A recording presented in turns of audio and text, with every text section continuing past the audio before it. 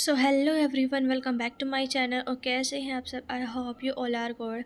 सो हमने ईवीएस की 5 यूनिट्स को कंप्लीट कर लिया है। आज हम यूनिट 6 को कंप्लीट करेंगे। So let's start, which is social issues and environment. All the PYQs are covered here only. So let's start. These are the PYQs which are asked repeatedly. From unsustainable to sustainable development, example के साथ में explain कीजिए। सो पहली बात तो ये बताओ, sustainable development किसको कहते हैं? तो सस्टेनेबल डेवलपमेंट एक ऐसी डेवलपमेंट होती है जब प्रेजेंट की जो सिचुएशन है वो अपनी नीड्स को फुलफ़िल कर ले बिना आने वाली जनरेशन की एबिलिटी को हार्म किए, यानी कि आने वाली जनरेशन भी अपना काम चला ले और हम भी अपना काम चला ले, इस तरह की डेवलपमेंट की जाए। जिसके 3 पिलर्स है, इकोनॉमिक ग्रोथ, सोशल इक्विटी और इन्वायरमेंटल प्रोटेक्शन। ये सारी की सारी जब साथ में होगी तब कौन सी डेवलपमेंट होगी? Sustainable development.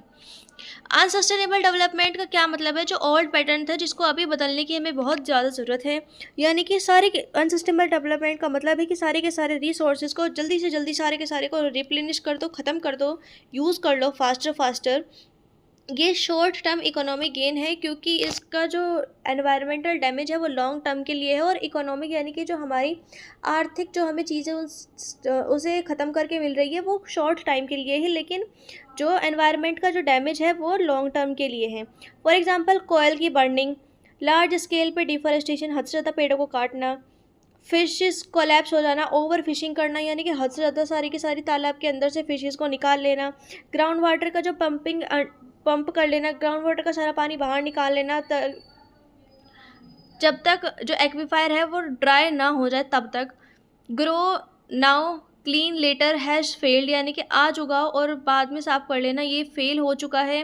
क्लीनिंग जो कॉस्ट है वो 10 से 100x ज़्यादा आ रही है प्रिवेंटिंग से, यानी कि बचाना ज़्यादा सेफ़ माना जा रहा है कि बाद में दोबारा कर देंगे, ये that is not a safe solution. India की जो जीडीपी है वो 7 to 8% ईयर ग्रो हुई है, लेकिन 30% तो उसमें लैंड डिग्रेड हुई है, ख़त्म हुई है, और 1.67 जो इंडिविजुअल है वो एयर पोल्यूशन की वजह से डाई हुए हैं। और जो पंजाब का जो वाटर ग्राउंड लेवल है वो भी लगातार घटता हुआ जा रहा है। सस्टेनेबल डेवलपमेंट जो एक न्यू पैटर्न है जिसको हमें अडॉप्ट करना ही चाहिए। इसका मतलब है कि हर एक रिसोर्सेज को यूज़ करो, लेकिन एक पेस पे, ताकि वो दोबारा से उगता भी रहे, हम उसे यूज़ भी कर लें और आने वाली जनरेशन भी उस पर टिक जाए। 3 पिलर्स इसके साथ में है, इकोनॉमिक ग्रोथ हो, पैसा आए अच्छा खासा, सोशल इक्विटी हो, सोशली भी चीज़ें अच्छी हों, और एनवायरनमेंट भी हमारे से प्रोटेक्ट रहेगा। 17 SGS बाई 2030 सारी की सारी कंट्रीज़ ने ये कमिट किया है। इंडिया का टारगेट है 500 रीन्यूएबल बाय 2030 और 2070 में नेट ज़ीरो। बिल्कुल डेवलपमेंट फॉर ऑल, सबके लिए विकास, लेकिन not development at cost of all, लेकिन वो डेवलपमेंट सबका हो लेकिन इस तरीके से नहीं कि वो सबकी ही जान ले लें। 6 एग्जाम्पल है सस्टेनेबल डेवलपमेंट के। फर्स्ट है सोलर एनर्जी, जो भंडला सोलर पार्क है।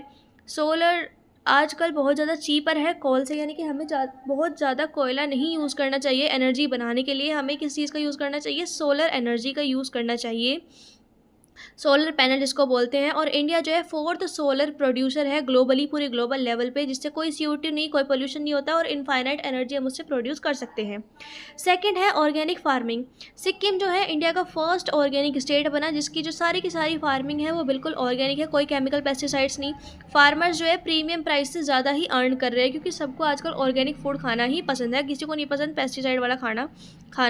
सोयल हेल्थ इससे इम्प्रूव हो रही है, और इकोनॉमिकली और इन्वायरमेंट भी चीज़ें साइमल्टेनियसली, यानी कि साथ में ही चीज़ें जीती जा सकती हैं। सस्टेनेबल फिशरीज़, केरला फिशिंग जो है बैन हुई ड्यूरिंग मानसून के दौरान। फिश ब्रीडिंग सीज़न, यानी कि मानसून के टाइम पे केरला की जो फिशिंग है उसको बैन कर दिया गया है। शॉर्ट टर्म सेक्रीफाइस है, लेकिन इसका जो गेन है वो लॉन्ग टर्म के लिए है। फिशरमैन जो है ज़्यादा अर्न कर पाते हैं अगले सीज़न में, क्योंकि फिश पॉपुलेशन और ज़्यादा रिकवर हो चुकी होती है उससे। रेन वाटर हार्वेस्टिंग, राजस्थान का तो जोहड़ यानी कि जो ट्रेडिशनल पॉन्ड्स है, जो तरुण भारत रिवाइव हुए हैं, 1000+ जोहड़ और 100+ ड्राइड रिवर स्टार्ट, दोबारा से वहाँ पे ये सारी चीज़ें चलनी स्टार्ट हो गई है, यानी कि जो एक टाइम पे सूखा हो गया था वो दोबारा से चलना स्टार्ट हो गया है। और एंशियंट जो पुरानी जो सोच थी, पुरानी जो तरीके थे, जो मतलब सस्टेनेबल डेवलपमेंट को लेके चल रहे थे, उन्होंने आज के मॉडर्न वाटर क्राइसिस को जो है सॉल्व कर दिया है। Green building, ITC green centre Gurugram, India first platinum rated green building है। वहाँ पे 100% रेन वाटर को वहाँ पे रिसाइकल किया जाता है। सोलर एनर्जी है, जीरो वेस्ट है बिल्कुल, और ये चीज़ें बिल्कुल प्रॉफिटेबल है और सस्टेनेबल है। चिपको मूवमेंट, प्रोटेक्टिंग हिमालयन फॉरेस्ट, जो हिमालयन फॉरेस्ट है उनको प्रोटेक्ट करना, रिवर फ्लो को मेंटेन करना, एक्टोरिज्म और फॉरेस्ट प्रोडक्ट को भी सेव करना, ये सारी सारी चीज़ें किसमें आती है? सस्टेनेबल लाइवलीहुड में। एनवायरमेंटल प्रोटेक्शन ही इकोनॉमिक सोसाइटी भी, सिक्योरिटी भी है। Next is rain water harvesting, अंडरशेड और climate change plus acid rain plus ozone plus environmental act, ethics और urban issues. So rain water harvesting methods और watershed management, roof top यानी कि rain water harvesting के method और watershed के जो मैनेजमेंट है उनको अब हम देखेंगे क्या चीज़ें होती हैं ये। सो रूफ टॉप कलेक्शन, यानी कि जो रूफ है, जो छत है, उनमें पाइप लगा दिया, बिल्कुल पाइप्स लगा दिए जाते हैं, जिससे जो पानी है वो अंडरग्राउंड टैंक बना दिए जाते हैं, उसमें जो है पानी फिल्ट्रेट होकर वहाँ पे डाल देते हैं। ये बिल्कुल मैंडेटरी है चेन्नई में और बेंगलोर में। पेरोकोलेशन पिट्स, जो रेन वाटर है वो सीप्स डाउन करता है डायरेक्टली, यानी कि बिल्कुल उस तरीके से चीज़ें कंटिन्यू की जाती है कि जो पानी है सारा का सारा रेन वाटर वो डायरेक्टली जाए, सारा का सारा ग्राउंड वाटर बन जाए। डैम्स को चेक किया जाए, small dams across seasonal streams के अक्रॉस जो वाटर है वो स्टोर किया जाए और ग्राउंड वाटर जो है उससे रिचार्ज हो जाएगा। ट्रेडिशनल जो पुरानी चीज़ें हैं, जैसे कि जोहोड़ राजस्थान में है, कुंड डेजर्ट सिस्टर्न्स में है, केर जो कर्नाटक के टैंक्स हैं, स्टेपवेल्स जैसे कि रानवी वेव यूनेस्को हेरिटेज में जहाँ पे है, स्टेपवेल्स मतलब कुएँ। इंपॉर्टेंस क्या है, इससे जो है ग्राउंड वाटर का जो पानी है जो लगातार डिप्लीट हो रहा है वो कम हो जाता है, बाढ़ आनी कम हो जाती है, ग्राउंड वाटर दोबारा से रिचार्ज हो जाता है, सूखा भी बहुत ही कम पड़ता है। Rajendra Singh Waterman of India, उन्होंने 1000+ जोहड़ को रिवाइव किया दोबारा से, और उस उनकी ही वजह से 100+ जो नदियाँ बिल्कुल सूख चुकी थी वह दोबारा से फ्लो कर रही है। वाटरशेड मैनेजमेंट, सारे के सारी लैंड जो है ड्रेन कर दी जाती है एक ही रिवर में। इसके क्या क्या मेथड्स है? एफॉरेस्टेशन, दोबारा से सारे के सारे पेड़ लगाए जाए, कॉन्टोर बंडिंग की जाए, डैम्स को लगातार चेक किया जाए। सुखमाजरी विलेज हरियाणा का जो है वो उन्होंने वाटरशेफ डेव जो थे उसको पूरे ट्रांसफॉर्म कर दिया एक बंजर विलेज में, जिसकी वजह से जो इनकम है उनकी वो ट्रिपल्ड हो गई।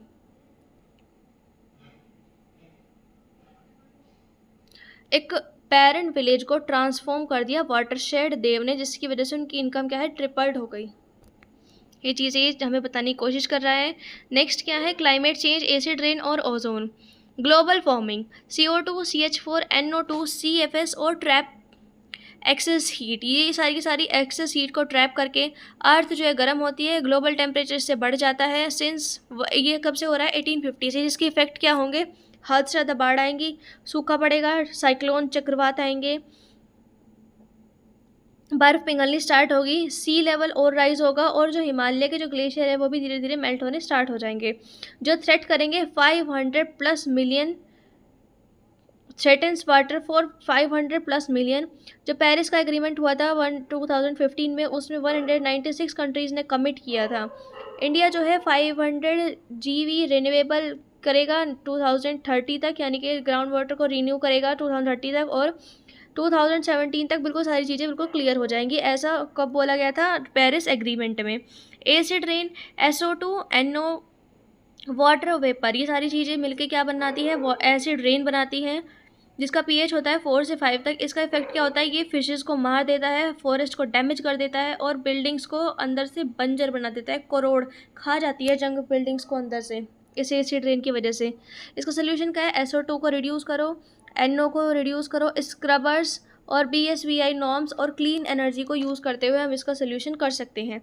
ओजोन डिप्लेशन, O3 लेयर 15 से 35 किलोमीटर हाई एब्जॉर्ब करती है 97 से 99% हार्मफुल UV रेज जो सन से हमारे तरफ आ रही है। ये किससे होती है? AC से और रेफ्रिजरेटर से, जिससे ओजोन लेयर जो है डिस्ट्रॉय हो रही है। 1 CFC मॉलिक्यूल जो है 1 लाख ओजोन मॉलिक्यूल को डिस्ट्रॉय कर देती है। ओजोन का जो होल है अंटार्कटिका के ऊपर वो इफ़ेक्ट करती है, स्किन कैंसर कोज करती है, कैटरेक्ट में इम्यून सिस्टम हमारा लो करती है, वीक करती है। मॉन्टेरल प्रोटोकॉल 197 कंट्रीज़ ने CFC को प्रॉपरली बैन किया और ये मोस्ट सक्सेसफुल ट्रीटी रही और 2065 तक जो ओजोन होल है वो पूरी तरह अपनी रिकवरी कर जाएगा। तो ये एक काम अच्छा हुआ। नेक्स्ट है EPA और WPA, umbrella legislation after Bhopal gas tragedy के बाद में अम्ब्रेला लेगिस्लेशन हुआ जिसने एनवायरमेंटल स्टैंडर्ड को सेट किया, EIA को मैंडेटरी किया और CPCB और SPCB को एस्टैब्लिश किया और इसका वायलेशन करने वालों को 5 साल की जेल होगी, सीधी बात। शेड्यूल 1 के अकॉर्डिंग हाईएस्ट प्रोटेक्शन टाइगर को दी जाए, एलिफेंट को, स्नो लियोपार्ड को, जो इनको बिल्कुल भी कोई भी हंट नहीं कर सकता। नेक्स्ट है एनवायरमेंटल एथिक्स। एंथ्रोपोसेंट्रिक नेचर की वैल्यू है, ना कि सिर्फ ह्यूमन की। ओल्ड व्यू जो ये पुराना व्यू था कि नेचर की जो वैल्यू है सिर्फ ह्यूमन के लिए है, ये पुराने व्यू ने बहुत सी डैमेज कोज कर दी है जिसकी भरपाई हम आज तक भी नहीं कर पाए हैं। Biocentric life central, all living things, सबको जीने का, ह्यूमन के अलावा सबको जीने का अधिकार है। इकोसेंट्रिक, एंटायर इकोसिस्टम की वैल्यू है, इसको हमें प्रोटेक्ट करना चाहिए। इंडियन ट्रेडिशन वासुदेवी कुटुम्बकम, अर्थ एक फैमिली है और ये सारे ट्रीज़ की पूजा करो, रिवर की पूजा करो, सेक्रेड ग्रुव की पूजा करो, ये सारे के सारे हमारे इथिक्स हैं जो 1000 ईयर ओल्ड पुराने हैं। गांधी जी, अर्थ प्रोवाइड, गांधी जी ने बोला है कि अर्थ हर एक इंसान की नीड को प्रोवाइड करती है लेकिन हर एक इंसान के लालच को नहीं। अर्थ हमारी ज़रूरतों को पूरा करने के लिए है, ना कि हमारे लालच को पूरा करने के लिए। नेक्स्ट है अर्बन एनर्जी और रीसेटलमेंट। अर्बन एनर्जी की प्रॉब्लम्स, अर्बन हीट आइलैंड, मोर AC, मोर एनर्जी और vicious cycle. Peak demand causing, इसकी वजह से इतने AC चलने की वजह से लगातार पावर कट होते हैं। 70% एनर्जी ट्रांसपोर्ट सेक्टर में यूज़ होती है। सोल्यूशन क्या है? सोलर और LED या फिर मेट्रो, CNG, EV और स्मार्ट ग्रिड को यूज़ कर सकते हैं। रीसेटलमेंट, इंडिया जो है डिस्प्लेस हुआ है 50 मिलियन प्लस इंडिपेंडेंस से आज तक, डैम्स के लिए, हाईवे के लिए, माइंस के लिए, और 40% जो है कभी आज तक प्रॉपरली रिहेबिलिट यानी कि उनको ढंग का निवास स्थान मिल ही नहीं पाया है। लैंड एक्विजिशन एक्ट 2030, XX और 3X की मार्केट वैल्यू हो गई है। सोशल इम्पैक्ट असेसमेंट मैंडेटरी कोई भी प्रोजेक्ट शुरू करने से पहले। So that's all for Unit 6. Till then, take care, bye bye, and see you in the next video. Subscribe to my channel.